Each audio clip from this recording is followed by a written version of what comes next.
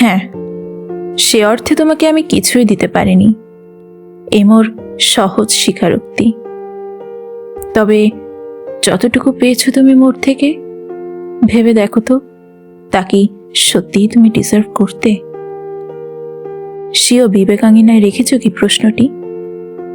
যতটুকু আমি ডিজার্ভ করতাম তোমার থেকে, তার কতটুকুই বা তুমি আমাকে দিলে? আমার চেষ্টার সীমা ছিল, তবুও তাতে মন্দ কি? তোমার চাহিদার সাগরে আমি হয়তো ছোট্ট ঢেউ। সেই ঢেউয়ের স্পর্শে কখনো কি ভিজেছিলে, নাকি কেবল শুকনো বালুতেই পা রেখেছিলে? হয়তো কাঠগড়ায় দাঁড়ানোই আমার নিয়তি। তোমার অভিযোগের তালিকা দীর্ঘ হতে পারে, তবুও জিজ্ঞেস করো নিজেকে, আমার দেওয়া সীমায় আমি কি সত্যিই তোমায় বুঝেছি? ভালোবাসা কি শুধু দান গ্রহণের সমীকরণ, নাকি অনুভবের এক অনন্ত সমুদ্র যেখানে ডুব দিতে হয়? যদি প্রশ্নগুলো থাকে উত্তরহীন, তবে কি আমরাই সেই সত্তা, অপূর্ণতা যার নিয়তি? কিন্তু জানো তো, ভালোবাসা কখনোই চাওয়া পাওয়ার খেলা নয়। এ তো এক অন্তহীন দেওয়া, যেখানে ক্রমশ নিজের অস্তিত্ব বিলীন হয়। যদি কখনো ভুল বোঝাবুঝি দেয়াল স্থায়ী হয়, তাহলে হয়তো মেঘলা আকাশই হবে আমাদের গল্পের শেষ দৃশ্য। তবে কি এই মেঘলা আকাশের আড়ালেই থাকে এক সূর্যলোকের প্রতীক্ষা, যা থাকে দূরে কোথাও হেসে ওঠার অপেক্ষায়?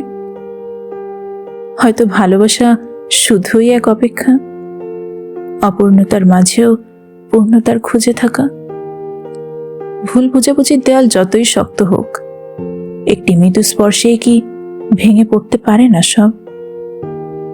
যদি না পারে, তাহলে হয়তো আমাদের গল্পের শেষাংশ এক সুরের মতো অপূর্ণই রয়ে যাবে।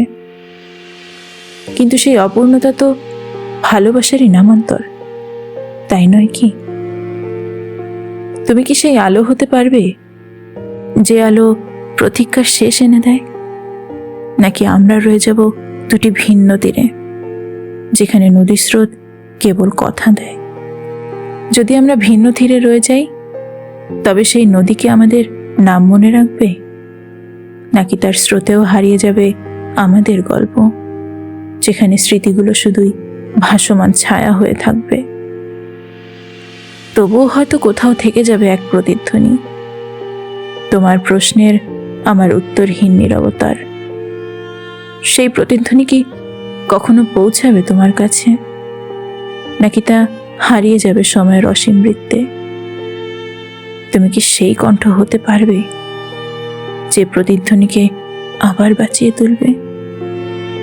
নাকি এই নীরবতাই আমাদের শেষ পরিচয়, যেখানে আলো আর অন্ধকার মিলে একাকার?